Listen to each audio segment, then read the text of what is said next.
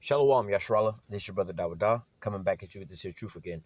First and foremost, I want to give all praise, honor, and glory to Yahweh, Bahashem, Yahushua, Bahashem, Rakakodash, the honors to the apostles and elders of great millstone that taught us this truth and every will. And salutation and much love for you, I can pushing this truth and sincerity over the four corners of the earth and enduring afflictions to feed and edify the elect. So I want to jump into this here lesson real quick, dealing with the time frame that we're living in and what manner of conversation we should be in, because speaking with the other brothers and everything like that, just being curious of what these other camps are really talking about, and at times like this where the prophecies are speaking loud and clear, all right, to where everything is coming out in real time. What are some of these camps out here still pushing? The law, the law, the law, the law. Not saying that you shouldn't be trying to keep the laws to the best of your ability, but what good is keeping the law, of saying, oh, I don't eat pork, but then lo and behold, you wind up going to go get that chip. You see what I'm saying? Hey, come on now. The Most High's not gonna be like, well, you took the chip, but you didn't eat no pork. Come on. So we have to understand the things that's expedient for us at these points in times to be talking about. A lot of people keep talking about us as far as all we talk about is the RFID chip being the mark of the beast, martial law, with going into Jacob's trouble and so on and so forth, and all these so-called negative things. But hey, these are the times that we're coming into. All right. We're going to start here in the book of Ezekiel chapter 3 verse 17. It says, Son of man, I have made thee a watchman into the house of Israel. All right. And what does a watchman do? Watchman watches and alarms and warns the people when impending danger is coming down the way. All right. So it's the Son of man, I made thee a watchman into the house of Israel. Therefore, hear the word of my mouth and give them warning from me. All right. And we're about to go into a time called Jacob's trouble. All right. So if you understand, Jacob's name was changed to Israel. All right. So he said, give them warning from me. All right. Warn them about the things that's about to come down upon them. Like the scripture said, the devils come down upon you, having great wrath, because he has but a short time. All right. So these are the things we need to be warning our people about. All right. You have some people talking about Jacob's trouble is gay or whatever, whatnot. You're not going to see tribulations and these types of things, so on and so forth, But hey, and then you'll have some people that are out there watching or whatever, whatnot, and they, they'll be in their feelings or whatever, whatnot. But because they get a soothing, peaceful feeling from some of these camps that, that speak so-called smoothly or whatever, whatnot, tell them about certain things. Yeah, come over to here. You can find you an Israelite wife, a so-called Israelite community, and so on and so forth, and get your little business going and everything like that. These are these smooth, sweet words that's drawing, people in or whatever, whatnot. But then they look at us crazy when we tell them like, yo, man, Jacob's trouble is coming around the corner, man. There's going to be a time like never before, man. So-called white man is about to come down with great wrath, putting people to death left and right, you about to be in an uncomfortable situation. They're about to start locking everything down. Your job and everything is about to go out the woodwork.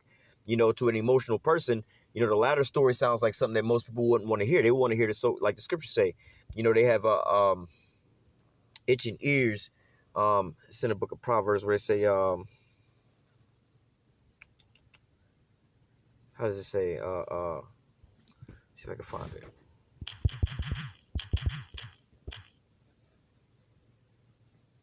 Proverbs 30 and 12. It says, there is a generation that are pure in their own eyes and yet is not washed from their filthiness.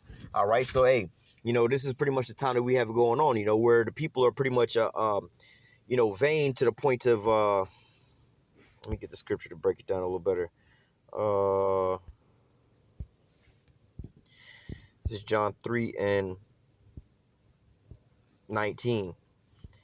This is the condemnation that light is come into the world, and men love darkness rather than light because their deeds were evil. Everyone that doth evil hated the light, neither come into the light, lest his deeds should be reproved.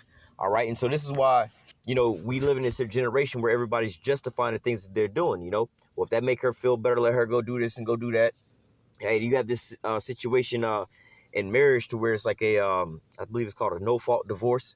Basically, where if these women aren't happy, all right, they can pretty much just go and divorce their husband, We're not talking about extreme cases where this guy's got her down in the dungeon, beating her or whatever, whatnot. Nah, just like, is a God is a great provider for her, whatever, whatnot, so on and so forth. But she's sitting here watching reality TV and expect to be treated like a Kardashian, or she see another dude that make more money than her dude or drive a better car or bigger house. And then all of a sudden she becomes unhappy because she see a come up and she can divorce that husband, all right, and go and get a new husband, She's justifying herself in her own eyes. She's pure in her own eyes, all right? Now, I ain't did nothing wrong. There's nothing wrong with me wanting to upgrade my man, to just throw this one out to the side and divorce him and disavow all the vows I want vowing to him or whatever, whatnot, just to go come up because why? I'm not happy in my own eyes, But in reality, this is the situation that we're living in. And this is the same thing that's got a lot of our people screwed up right now. They don't want to hear the truth. All right. And the truth is what's going to, how do I say, like the scripture say, set you free. But if you have, let's just say if you have a morbidly obese person that has an eating problem, just constantly eating, and they're going down their path in life where things are going down for them. They're constantly depressed or whatever, whatnot, and let's just say it's a woman, right? It's a morbidly obese woman, a honey boo boo mama, right? Whatever, whatnot. Now I'm gonna use that example, and everybody will just be like, yeah, she's overweight or whatever, whatnot. But what also does this society tell you, man? You should never talk about a woman's weight. You can't never tell a woman that she look fat and this and that, right? Also being pure in your own eyes. But what does that breed, man? An unhealthy lifestyle. So a homegirl wound up getting sick and diabetes and so on and so forth, dying off early, not being able to raise her kids in a healthy environment or whatever, whatnot. We're supposed to just justify these things, man. Same with these people that are watching, these different camps or whatever, whatnot, that's out here breaking down the word, man. A lot of people want to be just, here, prophesy smooth things into us, all right?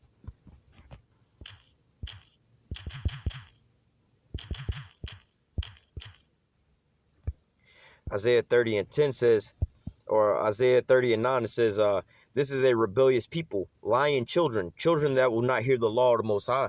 So this is where we at right now, man. All right, this is why a lot of people don't really like us or whatever, whatnot, comparably to these other groups. They're like, oh, y'all over there with them, blah, blah, blah. You need to come over here, whereas, they speak to you a lot smoother. They don't use all those curse words or whatever, whatnot. But, hey, man, we telling you, just like a doctor screaming at some overweight woman, or not even screaming at an overweight woman. The doctor just plainly telling the woman, you know what, you overweight. If you don't lose some weight, you're going to die. Some people are like, oh, that's negativity. You can't be telling her that if that's what you feel like or whatever. No, that's just the truth, man. If you don't change your ways and your health habits, you're going to die. You're living a death-style lifestyle, man. All right, but nevertheless, a lot of our people want to have the so-called smooth things being said unto them, man.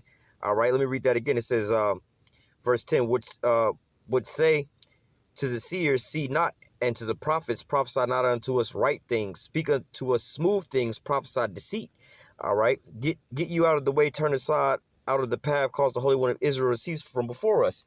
So again, the analogy that I'm giving you is a doctor telling a woman, it's just like a regular man on the street can't tell it, or a husband can't tell his wife, you overweight, you need to lose some weight, you need to go on a diet or whatever, whatnot. Everybody and their mama will look at this man like he did the most horrific thing by telling a woman about her weight or whatever, whatnot.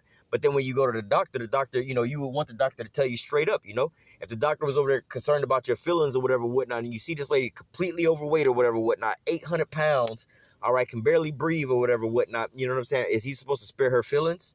All right, oh, I don't want to hurt her feelings, so I'm going to sit there and lie to her, man. All right, and most people wouldn't want a doctor to lie to them if they really got cancer or some kind of disease. They would want the doctor to tell them straight up, man. But when it comes to something even more important than that, all right, your salvation, our people seems like they just want these entertainment and smooth things, man. Tell us how we can get a so-called Israelite woman, how we can get an Israelite job, or how we can get an Israelite community, or how we can get any of these things. But they don't want to hear about the dark before the storm, man. You want to reign and be in the kingdom, but look, you gotta put in work before you get all of that, man. All right, just like you want to live in a younger folks growing up, in their early teens or whatever, whatnot. Like for little boys or whatever, whatnot, they be like, oh, I want to be driving a Bugatti. I want to live in a mansion and this and that and so on and so forth. All right, well, you got to put in work for that, man. You can't just say, I want that and expect it to just fall out the sky for you, man. All right, you got to put in some type of work to be able to get those things, man. All right, same thing with this, man. All right, these people out here, they want all these, how do I say, smooth things. But then when things start happening to them, they be trying to figure out what happened to them, man. All right, but what the Lord has already set up watchmen, to go out here and tell you the truth about these things, man. All right. Our people are looking for guidance and they're looking for answers, but then they want to go with the so-called, how do I say, the smoother way or whatever, whatnot. Just like a person who's having health problems, health concerns, and they go to the doctor to get a checkup. You know what I'm saying? Do you think that they having complications here and there? Do you think they want the doctor to be smooth with them and tell them lies about what's going on with their health? Or do they want the truth? All right. So let's go. Where's that? I think it was in Ezekiel 3. 17, it says, Son of man, I made thee a watchman into the house of Israel. Therefore, hear the word of my mouth and give them warning for me. All right. No, you get a so-called, not to say a warning shot, but you get a warning, and it's in a sight of what? Pending danger. All right. So what? You would want somebody to warn you before you wind up slipping, falling, or getting hurt or injured, right? And this is the times that we're living in right now, where the Lord set forth his prophets. The Lord will do nothing but reveal his secrets to his servants, the prophets, and they're supposed to go out and do what? To lead God and warn the people, man. And this is what we're doing for you. How they say, straight no chaser, man. All right. Let me go from here to the book of Habakkuk, chapter 2. And I'm going to start at verse 1. It says, I will stand upon my watch and set me upon the tower and will watch to see what he will say unto me and what I shall answer when I am reproved. So the watchmen were supposed to be set on their watching. All right, watching for what? The prophecies. All right. It says, and Yahweh answered me and said, write the vision and make it plain upon tables that he may run that readeth it. All right. Now we're also commissioned to go out and teach, right? We put up these video epistles and so on and so forth. All right. But what? Concerning what? The impending danger, man. The watchman ain't up on the watchtower or whatever, whatnot, and watching the people down below telling James and John down there, hey, bro, that outfit don't match like that because you might want to go get that switched out. Or, something simple like that, man. All right. The watchman's out there telling them, like, yo, the enemy coming down the block or whatever, whatnot, man. All right. All the other stuff is not really conducive to their job title, man. All right. And so what? You have a lot of our people right now that are, especially in a time where a lot of things and prophecies is being revealed of who had the 100% truth. They still give us bad raps over these things, but they don't realize they're walking down a path of destruction with these false prophets out here, man. All right, all because they want to hear smooth things and prophesy unto them that, again, it's like going into these Christian churches, You can do whatever you want to do and sin as much as you want to sin. Just put some money in a tithe basket, and the Lord wants you to prosper and things like that, man. But if you was going in these mega churches or whatever, whatnot, and they was telling you, all these single mothers and baby mamas with all these different kids and baby daddies, they was telling them like, yo, you can't be coming in here like that or whatever, whatnot. They would stop giving out money or giving the church money. All right, they would stop attending or whatever, whatnot. They would call them negative people because why? They trying to tell them the truth, man. All right. Let me go from there to book of Romans. Because, speaking on this, it's not the fact that, we don't teach the law or you shouldn't be keeping the laws. Yeah, we tell you about the laws as well, too. But, at a time like this, what's more expedient? What's really the expedient thing and the topic to go into right now? All right, these prophecies that's happening all around you. All right.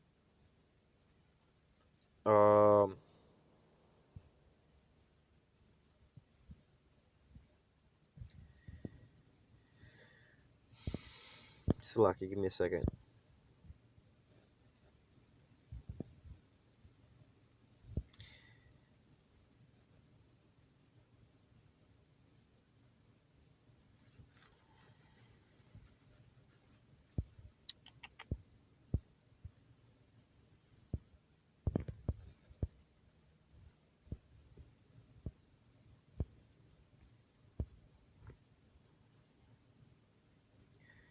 Well, let me start at verse.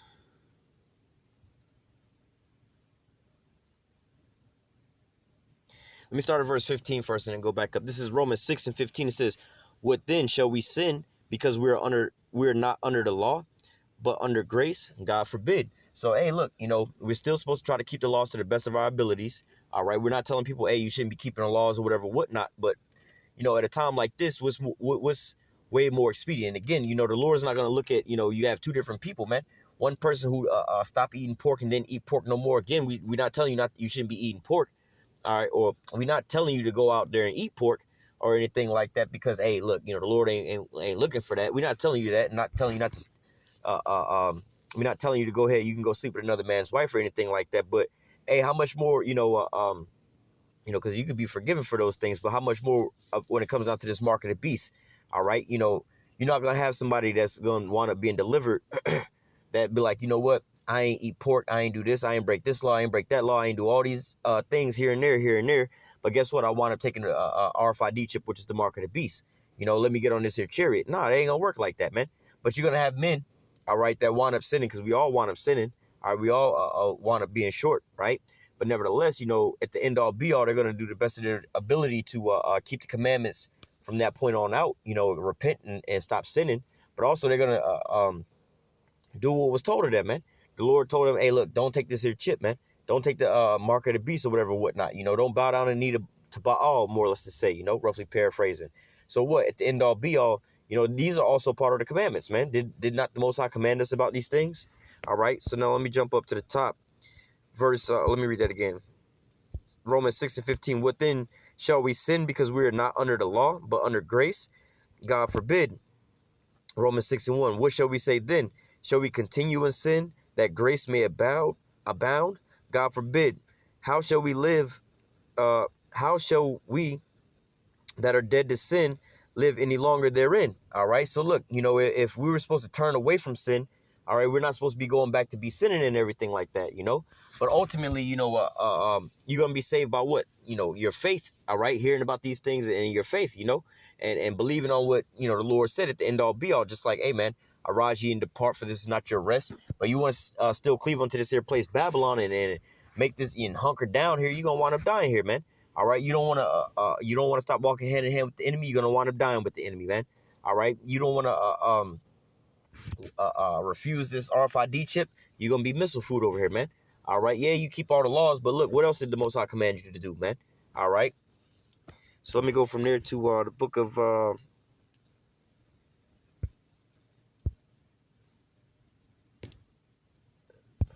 and this is going into, again, what manner of conversation should we be in, because a lot of people are talking to us about, how we say things and bring things out. But nevertheless, as far as these prophecies, this is what, the main important thing that we're hitting on right now. All right. This is Jeremiah 28 and verse 8. It says the prophets that have been before me. All right. So a lot of these men out here are calling themselves to be prophets, but then they're telling you, comfort doctrine, come over to the camp or whatever, whatnot, get you an Israelite wife, and start selling you some merchandise or whatever, whatnot, and so on and so forth. You'll be all right. We're going to build us a black community and things like that. Nah, man. The prophets was telling people what? In modern day terms, today they would say that these were negative people talking about negativity all the time, man. All right, it says the prophets that have been before me and before thee of old prophesied what? Against many countries. So as we're prophesying against America here, this is what the prophets before were doing. Not talking about America should be going on. We need to rebuild here in America and let these things go on. No, man. They were prophesying against. It says, but the prophets before thee of old prophesied both against many countries and against great kingdoms of war and of evil and of pestilence. So, hey, this is the how do I say, these are the characteristics of the real men of the Lord, man. They're going to be telling it to you straight, no chase, man. All right, you're not going to be concerned about your feelings or how sweet you said it or how nice you said it or whatever, whatnot, It says, verse 9, the prophets which prophesied of peace, when the word of the prophet shall come to pass, then shall the prophets be known that Yahweh have sent them. All right, so, hey, look, you have a lot of these people talking about building you a black community and getting you an Israelite wife. Jacob's trouble is gay. You ain't going to go through these things. So how much more when we going through them right now, the beginning of these stages, man, the lockdowns and so on and so forth, that's tribulation. A lot of people losing jobs, can't get work or whatever, whatnot. All right, getting your kids taken away from you. Oh, but you looking through tribulation right now, just like the Christianity doctrine talking about a pre-tribulation rapture. It's saying that they're not going to go through no tribulation. They're going to just get raptured up out of here. But like, yo, you living in this bad boy right now as this tribulation is going on. This is the beginning of sorrows. You're living through it right now, aren't you? All right. But nevertheless, hey, this is what the prophets will be doing, bringing, lamentations morning and woe. All right. What do I want to grab? Let me get this and read through this really quick.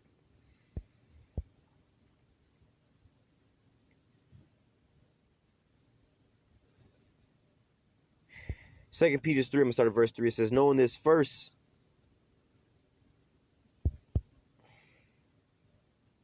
let me just read through this really quick. 2 Peter chapter 3 and verse 3, it says, knowing this first, that there shall come in the last days scoffers, walking after their own lust, saying, where's the promise of his coming? For since the fathers fell asleep, all things continue as they were from the beginning of creation. So, hey, look, they want to pacify the people, put them back to sleep, let them continue on in this here wickedness that they're living. All right. It says, for they are willingly ignorant of that by the word of the Most High the heavens were of old, and the earth standing out of the water and in the water, whereby the world that was, being overflowed with water, perished. All right, so, hey, the Most High told him about it. And how much more then when Noah was going out there telling him that the Lord was about to drown their ass and go out there to build a boat or whatever, whatnot. I believe it was 120 years, man.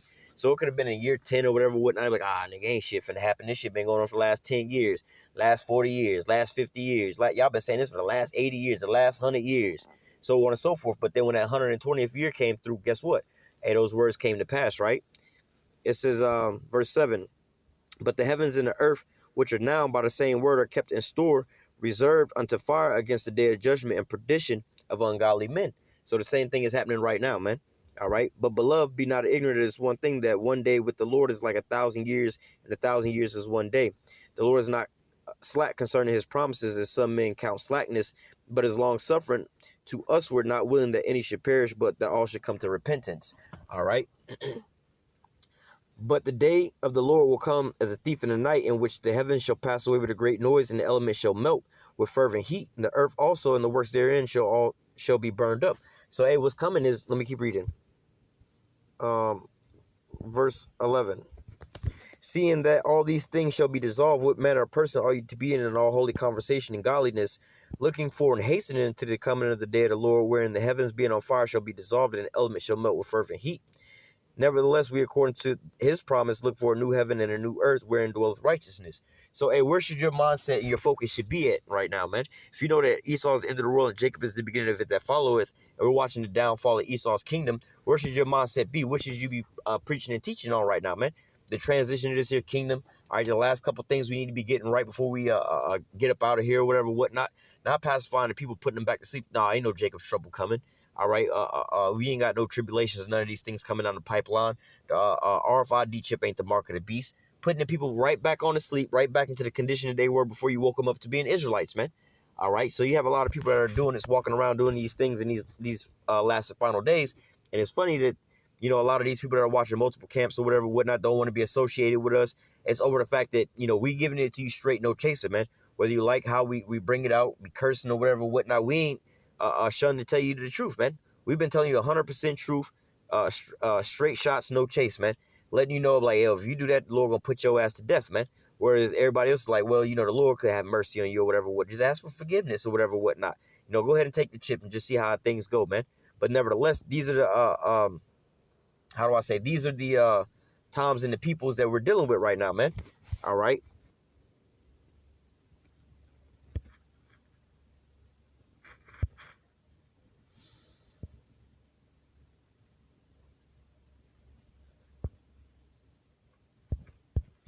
Jeremiah 14:11. Then said Yahweh unto me, pray not for this people for their good. And, you know, if we was to say that out in the open, like, no, we ain't praying for you niggas. God don't want us to pray for you. The majority of our people like, what kind of God is that, man? The same kind of God was like, yo, if you don't want to listen to me, why would I answer you, man? All right, you can read that. Was Isaiah 66 and or 65 and 12 or 13, and then also Isaiah 66 and verse 4. When I call, you did not answer, so I will number you all down to the sword. Isaiah 65 and 12. It's a lot. But nevertheless, you know, it's the same type of power, man. They're like, nah, don't pray for them. Don't ask or request me to do anything for them, because when I called and asked and request for them to do something for me, they ain't want to answer. So why would I answer them? All right. It says, verse 11 again, Jeremiah 14:11. Thus saith Yahweh unto me, pray not for this people for their good. When they fast, I will not hear their cry. And when they offer up burnt offerings and oblation, I will not accept them, but I will consume them by the sword and by famine and by pestilence. And then said I, Yahweh power, behold, the prophets say unto them, ye shall not see sword, neither shall you have famine, but I will give you assured peace in this place. All right, that's what you have a lot of our people talking about. Oh, we're going to build a so-called black community or whatever, whatnot. Lo and behold, Esau's destroying all these other nations and their nations, all right, going over to their households and blowing them up in their own shit, but they think that they're going to just cut off and carve out a little piece of land here in America, on American soil, up under Esau, right here at the home base, and live autonomous up under him, man. Come on, man. It says, verse 14.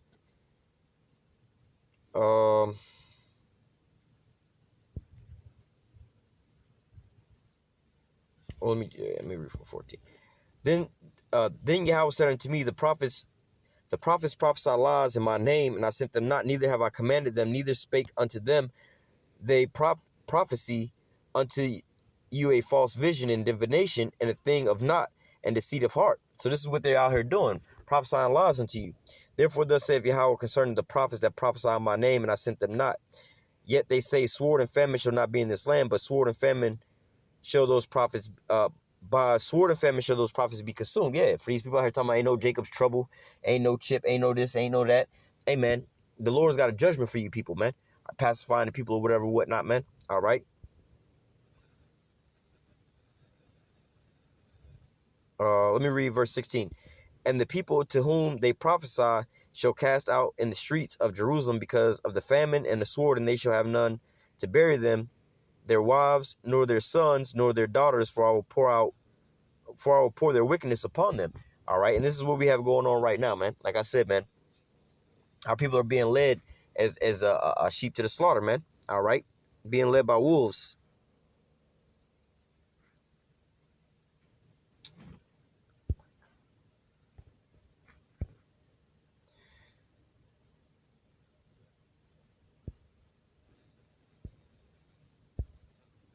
Let me read.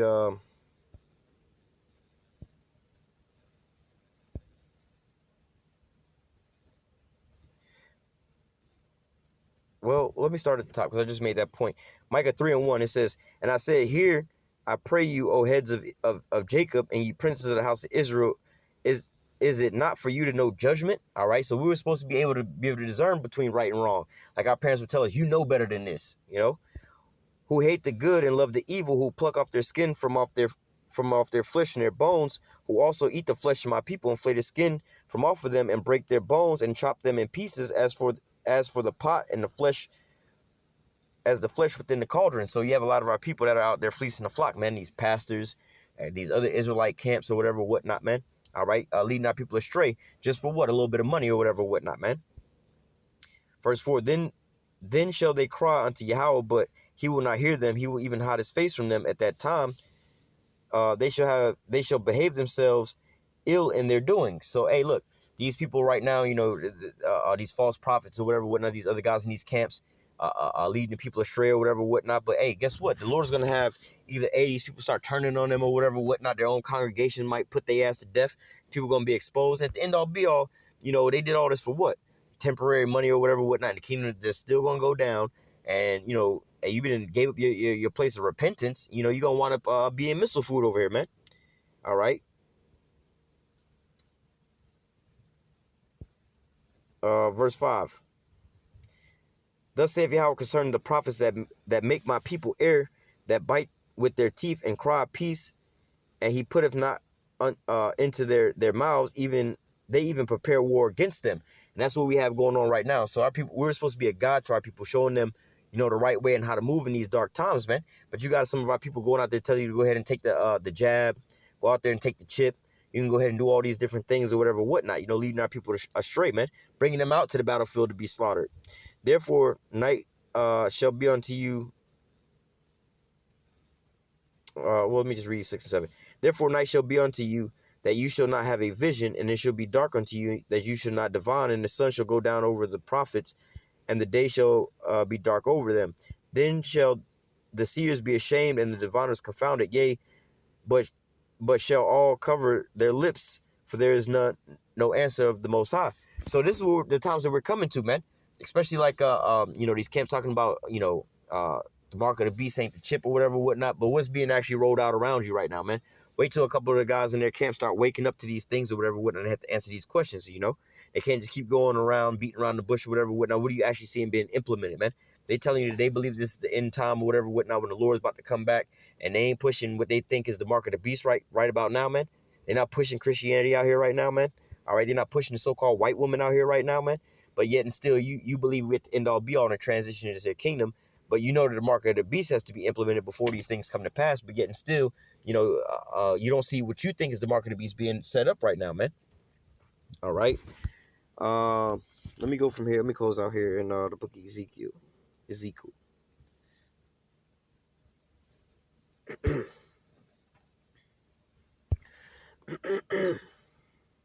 is the.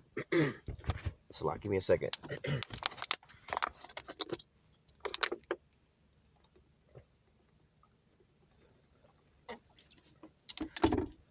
This is Ezekiel 13 and 16.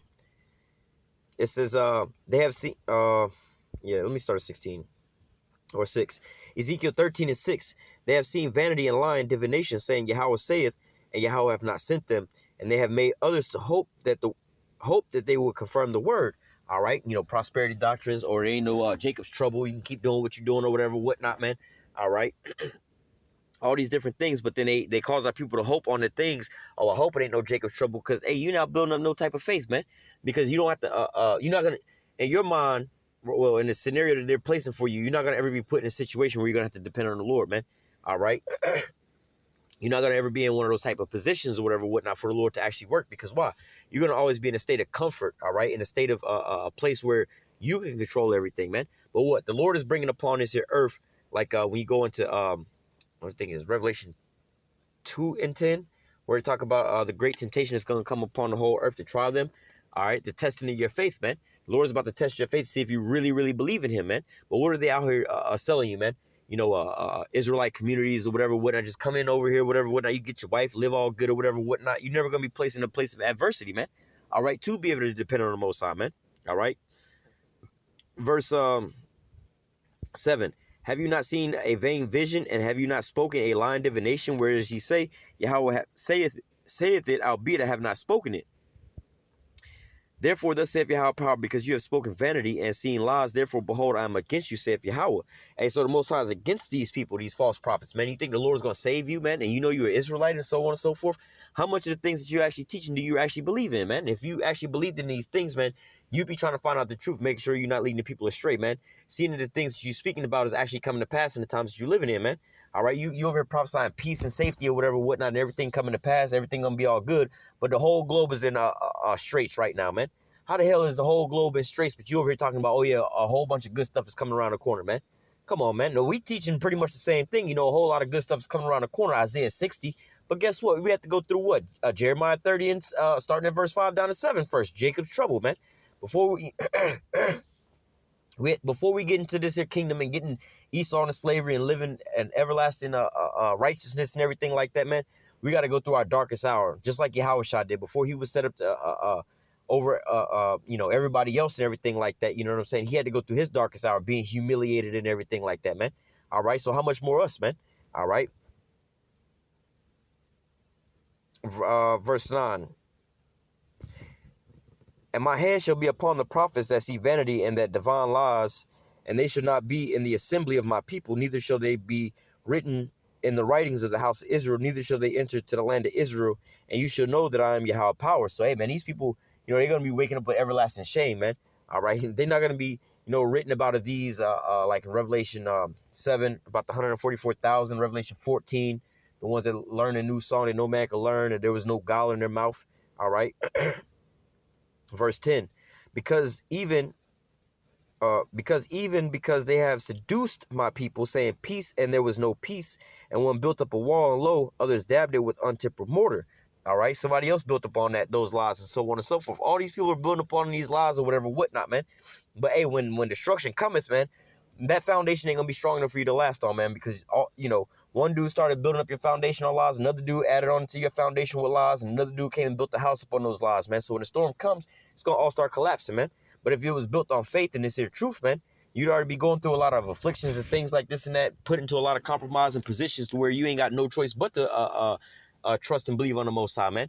All right, so when those times come, you've been exercising and rehearsing and practicing those things. So when those times do come to pass, you already accustomed to these things, man. Hey, Lord, I done already been here before, man. I already know what the business is, man. Let me go ahead and just put my faith in you. Just like the scripture say, the things written aforetime written before I learned and I understand it, man. And I like to bring this here concept out all the time about Egypt and the Red Sea, man. The Most High had to put us in a compromising position at that point in time for us to, the things written aforetime written before I learned and I understand. And these were examples. He stirred up the Egyptians and so on and so forth, made them mad before we even left, stirred up the Egyptians after we wound up leaving and everything like that, hardened the Pharaoh's heart and everything like that, wound up letting us take up out of Egypt their gold and everything like that and so on and so forth. Then sent the Pharaoh, pissed off Pharaoh up after us with the world's greatest military, man. Brought us out there to the Red Sea or whatever, whatnot, put us in a real compromising position to see now what you're going to do. When you take away all these different things, let me see what you're really going to do, man. You, by your own way, you can't fight the Egyptians off with their military and everything and what you got. You only got the things you can carry in your hand, man. How the hell you going to fight off the world's greatest military, man?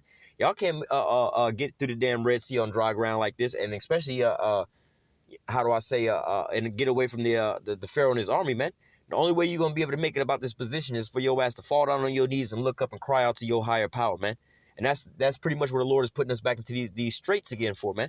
All right, we're learning to learn good and evil when we can't do it on our own. And in all things, we have to acknowledge the Most High. But you have to understand that, yo, bro, you can't do these things on your own, man. This is why you have to depend on Yahweh Shah, man. Just like, especially you men out here, man, who be talking about the women or whatever, whatnot. You want a woman to serve you and this and that, and to put all her trust into you or whatever, whatnot. Hey, you got to do the same thing, man. Put all your trust in the Most High, man. All right, you talking about certain women like, oh, well, I'm going to be a provider, take care of you, this and that. You just be a stay-at-home wife or whatever, whatnot. You don't need no job. Whereas some women say, oh, I needed a little second job, or I need a job just in case this don't work out. I can leave. He ain't got no power over me. Well, that means you got other options. You don't have 100% faith into that man. Same way with this. If you got a plan B, you can do this and do that. Got your Israelite community. Oh, we ain't looking for being in straits or whatever, whatnot. Hey, man, then you're not being put in a position to depend on the Most High, man, for him to work, man. You got to give him room, man. But also, looking into all these things, seeing that all these elements about to melt, everything about to be turned into missile food, man.